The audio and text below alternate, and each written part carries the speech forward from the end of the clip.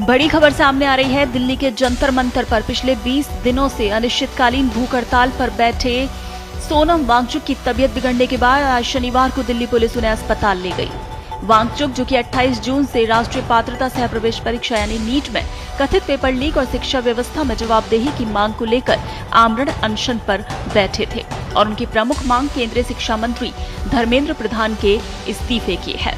उनका स्वास्थ्य लगातार गिरता जा रहा था और उसी के चलते आज दिल्ली पुलिस उन्हें अस्पताल ले गई है। उन्हें अस्पताल में भर्ती कराया गया है और उस वक्त जंतर मंतर पर काफी हंगामा देखने को मिला। काफी भीड़ थी जंतर मंतर पर। पुलिस के साथ वहां लोगों की झड़प भी हुई।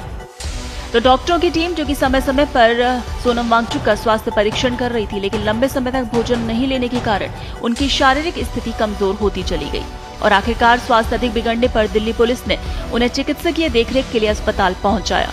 पुलिस का कहना है कि उनकी सुरक्षा और स्वास्थ्य को देखते हुए ये कदम उठाया गया। अस्पताल ले जाए जाने से कुछ घंटे पहले ही वांगचुक ने एक वीडियो संदेश जारी किया था। उन्होंने बताया कि 20 दिनों की भूख हड़ताल के दौरान उनके शरीर का लगभग 20% वजन कम हो चुका है।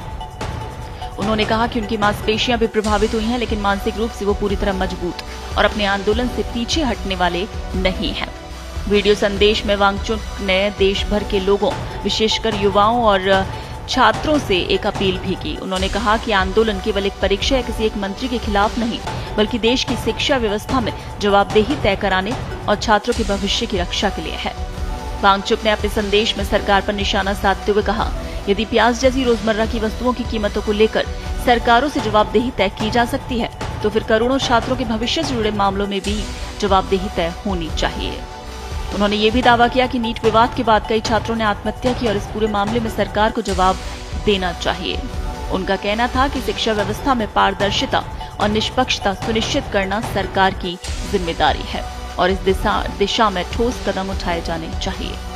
आपको बता दें कि सोनम वांगचुक के समर्थन में पिछले कई दिनों से विभिन्न छात्र संगठन, सामाजिक कार्यकर्ता और विपक्षी दलों के नेता जंतर मंतर पहुंच रहे हैं। इससे पहले वांगचुक की बिगड़ती सेहत को लेकर अदालत का रुख भी किया गया था। एक याचिका में उनकी जान को खतरा बताते हुए प्रशासन से आवश्यक चिकित्सकीय व्यवस्था सुनिश्चित करने की मांग की गई थी और अब उन्हें अस्पताल ले जाने के बाद उनकी स्वास्थ्य स्थिति पर सभी की नजर बनी हुई है। फिलहाल केंद्र सरकार की ओर से इस घटनाक्रम पर कोई नई आधिकारिक प्रतिक्रिया सामने नहीं आई है। वहीं आंदोलन से जुड़े लोगों का कहना है कि उनकी मांगें पूरी होने तक विरोध जारी रहेगा। अब ये देखना महत्वपूर्ण होगा कि सरकार इस आंदोलन और उठाई गई मांगों पर आगे क्या रुख अपनाती है।